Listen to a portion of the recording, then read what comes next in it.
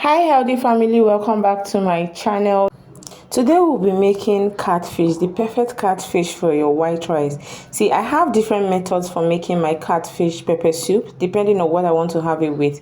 So when I want to have it with rice, I make it a different way from when I want to have it with yam or a core or whatever. You notice how neat this is, my catfish is. It's because I washed it with just salt and nothing more. So you add your salt, allow it to stay for a while before you now wash it off, okay? That way it's not slimy and it's not cooked, unlike when you wash it with hot water. I used to do that before, but I stopped when I realized that it's not the best way to wash your catfish. Okay, so in a clean pot, just add your neatly washed catfish. Okay, just ensure everything sits well. That is the egg of the fish. I just set this aside and I prep the pepper. So what I basically use for this is tatache, and the reason is because I wanted it to give it that color.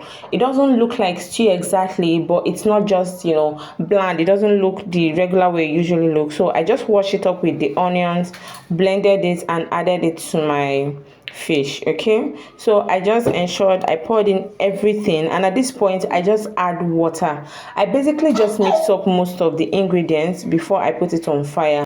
I added 2 seasoning cubes, which honestly, if you feel like it's not going to be enough, you can adjust it, but for this I just added 2 seasoning cubes. Okay, and I added my sea salt.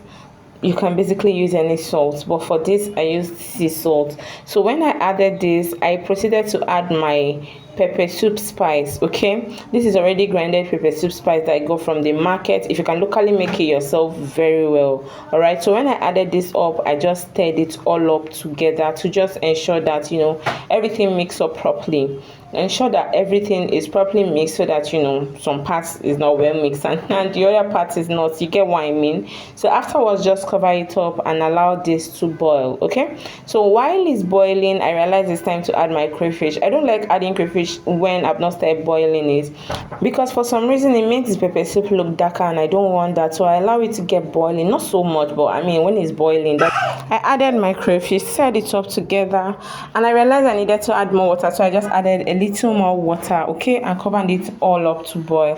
I also added extra pepper soup spice as you saw me add.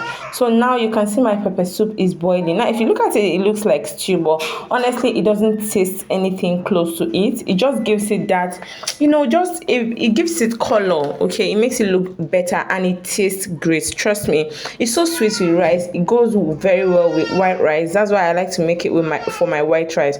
For this particular pepper soup, I'm making it for white rice, and that's the reason I'm making it like this.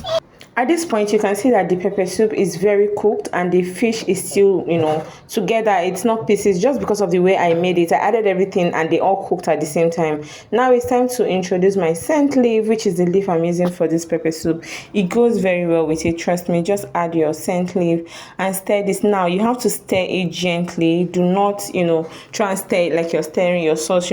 Remember, catfish gets very soft quick and it can scatter easily. So just try and do your stirring gently so that you don't scatter the fish. Remember, you serve it in whole and you don't want it to be pieces. So just take your time in stirring it and your pepper soup is ready.